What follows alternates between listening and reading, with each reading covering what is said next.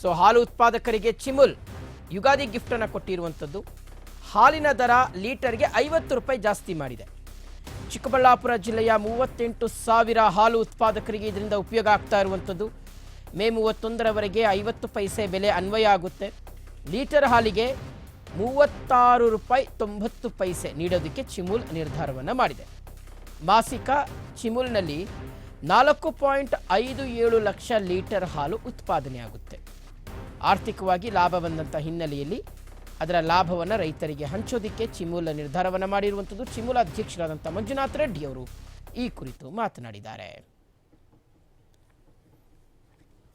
ಹಾಲು ಉತ್ಪಾದಕರಿಗೆ ಮೊಟ್ಟ ಮೊದಲನೇದಾಗಿ ಅಡ್ವಾನ್ಸ್ ಆಗಿ ಯುಗಾದಿ ಮತ್ತು ರಂಜಾನ್ ಹಬ್ಬದ ಶುಭಾಶಯಗಳು ಹೇಳ್ತಾ, ಏನು ನಾವು ಇವತ್ತು ಪತ್ರಿಕಾಗೋಷ್ಠಿಯನ್ನು ಕರೆದಿರೋದು ಉದ್ದೇಶ, ಜನವರಿ 1ರಿಂದ 1 ರೂಪಾಯಿ ಹಾಲಿನ ದರ ರೈತರಿಗೆ ಕೊಡೋ ಹಾಲಿನ ದರ ಹೆಚ್ಚಿಗೆ ಮಾಡಿದ್ವಿ. ಆಮೇಲೆ ಮಾರ್ಚ್ 8ರಿಂದ ನಾಳೆಯಿಂದ 50 ಪೈಸೆಯನ್ನು ರೈತರಿಗೆ ಹಾಲಿನ ದರ ಹೆಚ್ಚಿಗೆ ಮಾಡಿದ್ದೀವಿ. ಯಾಕೆ ಅಂತ ಮಾಡಿದ್ದೀವಿ ಅಂದರೆ, ನಮ್ಮ ಒಕ್ಕೂಟದಲ್ಲಿ ಲಾಭ ಜಾಸ್ತಿ ಇತ್ತು.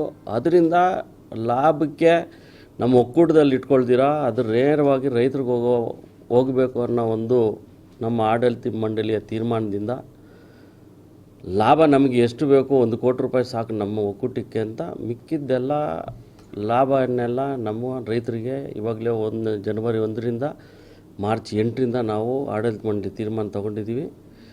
ಮುಂದಿನ ದಿನಗಳಲ್ಲಿ ಇದು 31/5/2020 ತನಕ ಈ ದರ ಇರುತ್ತೆ. ಇನ್ನು ಲಾಭ ಬಂದಾಗ ಅದನ್ನು ಕಂಟಿನ್ಯೂ ಮಾಡುವ ನಿಟ್ಟಿನಲ್ಲಿ ನಾವು ಆಡಳಿತ ಮಂಡಳಿ ತೀರ್ಮಾನ ತಗೊಂಡು ಮುಂದಿನ ದಿನಗಳು ಕೂಡ ಅದನ್ನು ವಿಸ್ತರಿಸ್ತೀವಿ.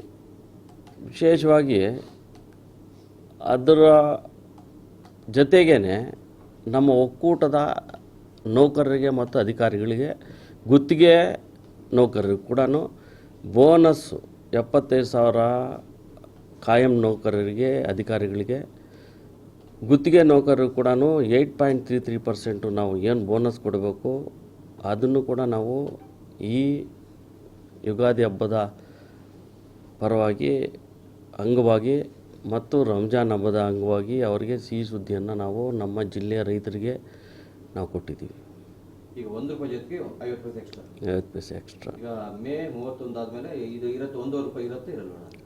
ಅದನ್ನು ತೀರ್ಮಾನ ತಗೊಳ್ಳೋಣ. ಲಾಭ ಬಂದಾಗ ಅದನ್ನು ಆಡಳಿತ ಮಂಡಳಿ ತೀರ್ಮಾನ ತಗೊಳ್ಳುತ್ತೆ, ಕೊಡೋದ ಇಲ್ಲದಿದ್ರೆ ವಾಪಸ್ ತಗೊಳ್ಳೋದು ಅಂತ. ಮುಂದಿನ ಫೈನಾನ್ಷಿಯಲ್ ಪೊಸಿಷನ್ ನೋಡಿಕೊಂಡು, ಇವಾಗ ನಮ್ಮ ಹತ್ರ ಲಾಭ ಇತ್ತು, ನೇರವಾಗಿ ಇವಾಗ 31/5 ತನಕ ಲೆಕ್ಕ ಹಾಕಿದ್ರೆ 8.8 ಕೋಟಿ ರೂಪಾಯಿ ನಾವು ಲಾಭವನ್ನು ನೇರವಾಗಿ ರೈತರ ಅಕೌಂಟ್ಗೆ ನಾವು ಹಾಕ್ತಾಯಿದ್ವಿ ದರದ ರೂಪದಲ್ಲಿ.